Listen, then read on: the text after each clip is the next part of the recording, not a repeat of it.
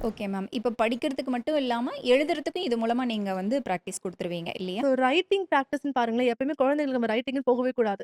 So எப்பவுமே listening skill வந்து ரொம்ப இம்பார்ட்டன்ட்.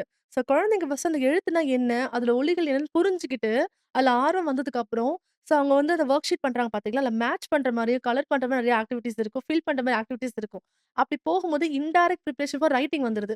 ஸோ அதுல தெளிவாகிட்டங்கனால, இந்த வார்த்தை எப்படி ஒரு எழுத்த எப்படி உருவாக்கணும், எப்படி எழுதணும்ன்றது கத்துப்பாங்க. ஸோ நீ ஆ போடு, ஈ போடுன்னு சொல்லலாம் வேண்டாம் குழந்தைங்கள்ட்ட. அவங்க இன்டைரக்ட்டா அந்த பயிற்சி எடுத்து பண்ணும்போதே, அந்த எழுத்துக்கள் வந்து எப்படி வளையணும், எங்க வந்து கோடுகள் போடணும்னு தெரிஞ்சுப்பாங்க. ஸோ இன்டைரக்ட் லேர்னிங் இதுல இருக்கு ஆக்சுவலா. அதான் மான்டெசரி மெத்தடாலஜி. மேம் இப்ப நீங்க சொல்றது ரொம்ப இன்ட்ரஸ்டிங்கா இருக்கு. இது நான் குழந்தைங்க தான் ஃபர்ஸ்ட்டு கத்துக்கலாமா? இல்ல வந்து பேரண்ட்டும் கத்துக்கலாமா? இல்ல கண்டிப்பா பேரண்ட்ஸ் கத்துக்கலாங்க. பேரண்ட்ஸ் மட்டும் கிடையாது. டீச்சர்ஸ் அண்ட் வீட்ல ஈவினிங் டியூஷன்ஸ் எடுக்கிறீங்களா, நீங்களும் கத்துக்கலாம். ஏன்னா நீங்க நெறைய குழந்தைங்கள ஹேண்டில் பண்றீங்க. அண்ட் பேரண்ட்ஸ்மே மேம் நான் வொர்க் போயிட்டு வரேன். பட் என்னால சொல்லிக் குடுக்க முடியலன்னு யோசிக்கிறீங்க. பட் இத நீங்க டைம் இருக்கும்போது கத்துக்கிட்டு, ஒரு நாள் ஒரு 1 மணி நேரம் கூட குழந்தைங்க கூட உட்கார்ந்தாலே போதும். ரொம்ப அழகா உங்க குழந்தை தமிழ் கத்துக்க முடியும்.